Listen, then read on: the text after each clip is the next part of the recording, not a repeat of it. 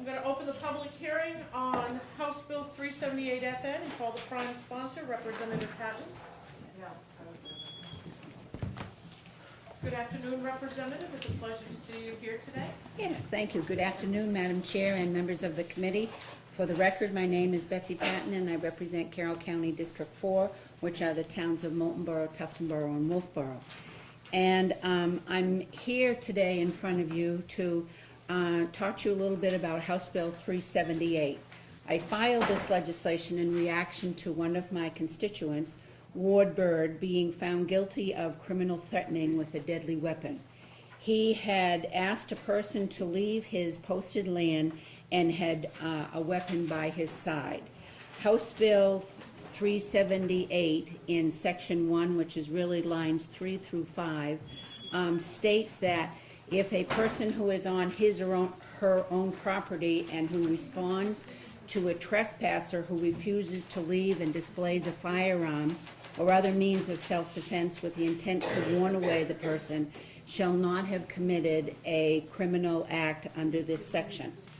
Excuse me, yes. Representative Patton. Could I please ask the chatter in the room to cease? We're all trying to listen to what Representative Patton is trying to explain to us, and it's very important that we actually hear what she's saying.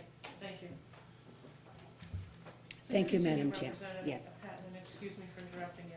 That's fine. And if you look in Section 2, which are lines 6 through 15, it is commonly known as the mandatory sentence for 3 or 6 years. And I have put in asking that it be changed from mandatory to discretion.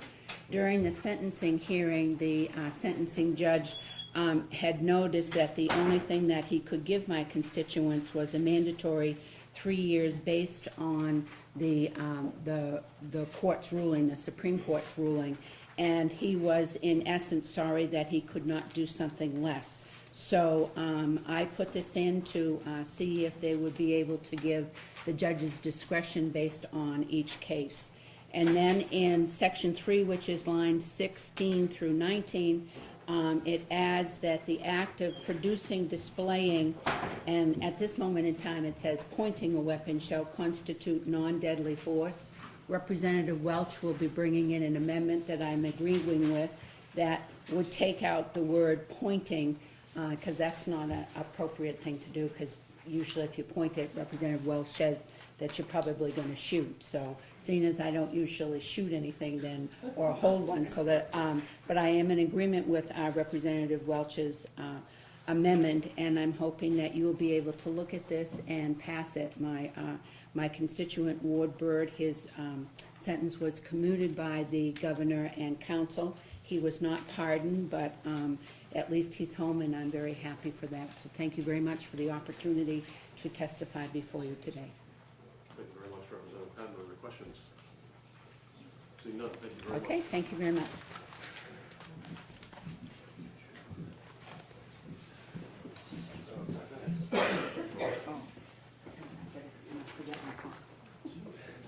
Representative Tennisfield, please.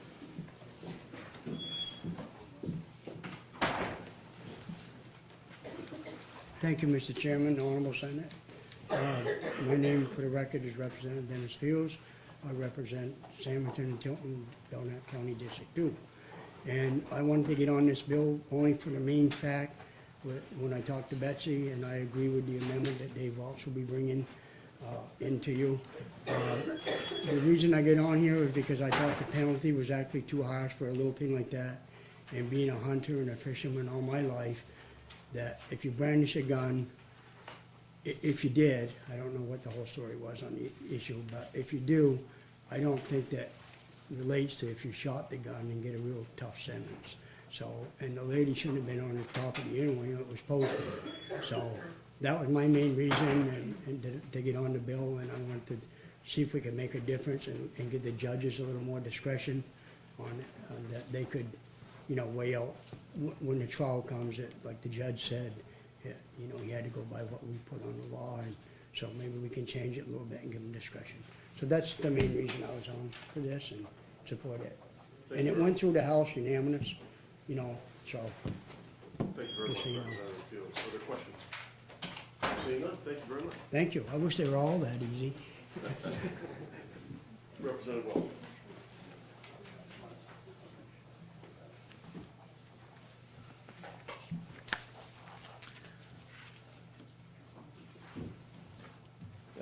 That's the amendment, and this is the justification. Thank you, Mr. Chairman. For the record, I'm David A. Welch. I represent Rockingham District 8, and I'm a co-sponsor of this bill, largely because of the news about Mr. Byrd. When I first found out that there was a bill being filed, I agreed to co-sponsor it, and I read the court transcripts.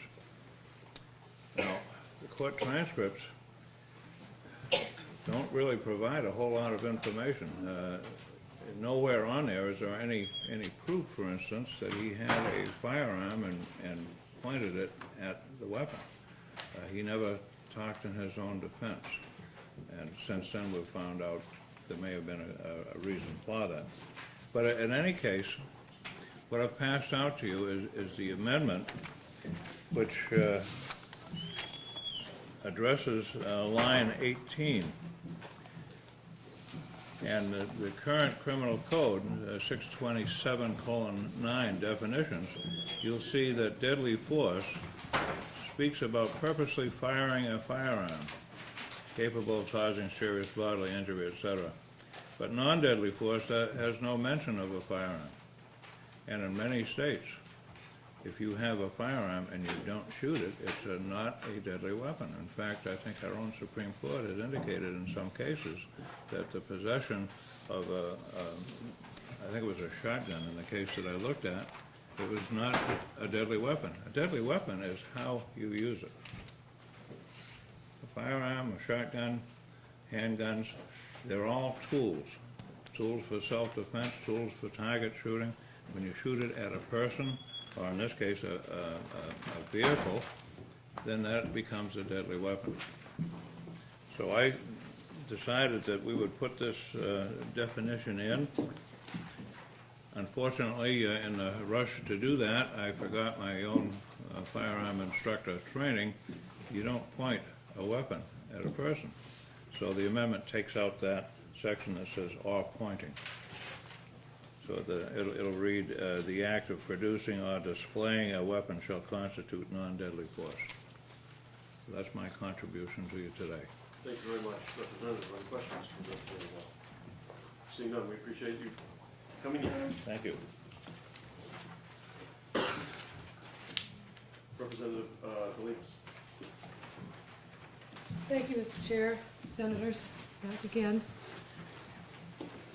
I'm here just to say that I am in support of this bill. I agree with it. I believe that it's something that we'd like to see passed, simply because of what had happened to Mr. Byrd. And when that was brought to my attention, I was surprised that on his own property, on his own curtilage, he was treated as the criminal simply by supposedly brandishing. And no other action by him was taken. So I would appreciate you supporting this bill. Thank you very much. Thank you. Any questions? Seeing none, thank you very much.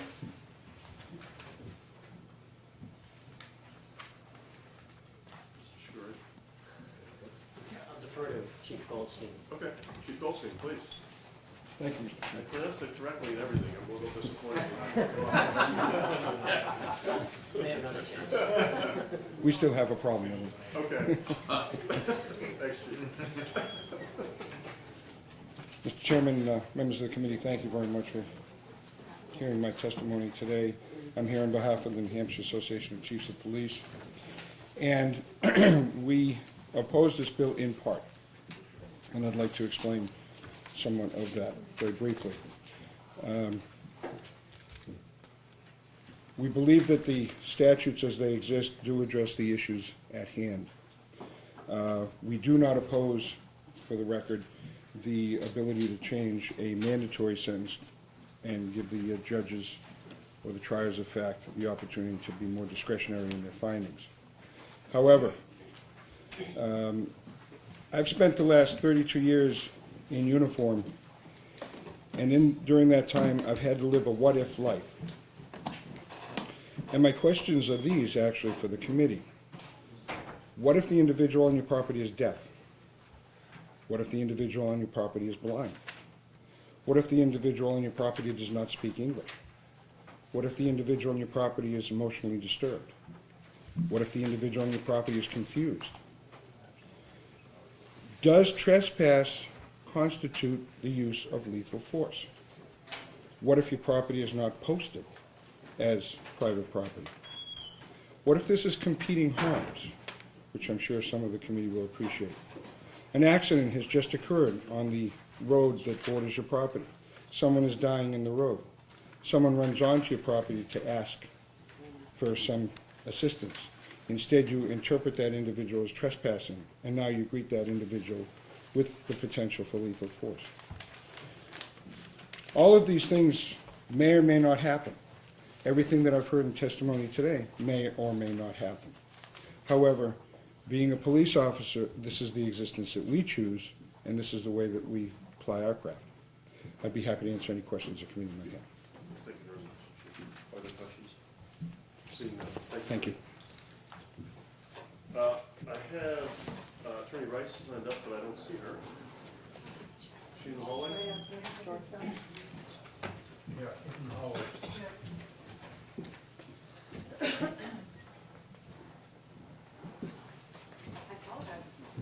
Not necessary. We got lots of people go get that. Have you seen the amendment, by the way? Attorney? I have not seen the amendment. Thank you, Rick. It essentially takes out the, or my understanding is it essentially takes out the quote or pointing, the pointing Oh, provision good. from the bill. We're in favor of that, definitely. For the record, For the record, my name is Ann Rice. I appear on behalf of the Attorney General's office, and we are in opposition to the bill, mostly with respect to the pointing of the gun, so that issue has been resolved. But there's also an issue with the minimum mandatory sentence and the way that this paragraph is now written. It really doesn't make a lot of sense. I think what the intent is to just say that a person may be subject to a maximum term of 20 years imprisonment if they use a gun.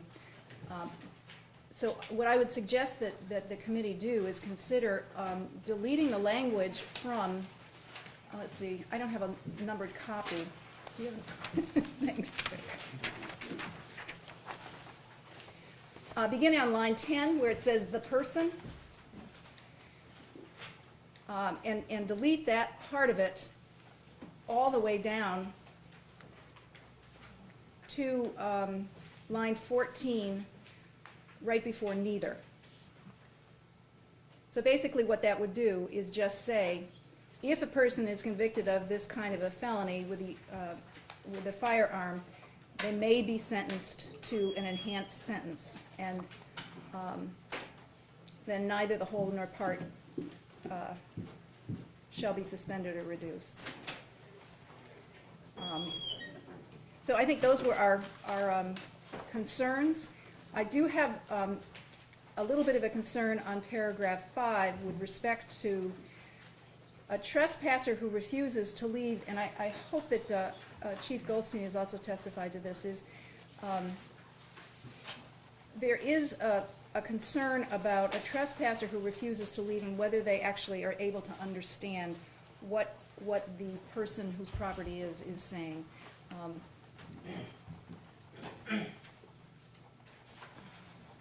With the intent to warn. Although I think that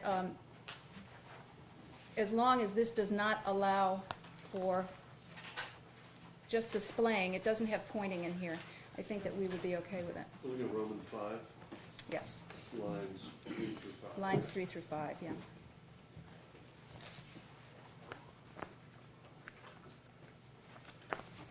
So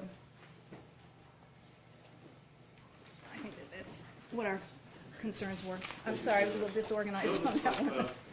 I'm happy to take Other questions. questions? I have just one, Sure. for clarification purposes. So you've articulated two concerns that the Attorney General's office has with the bill. One is the pointing provisions, and the second is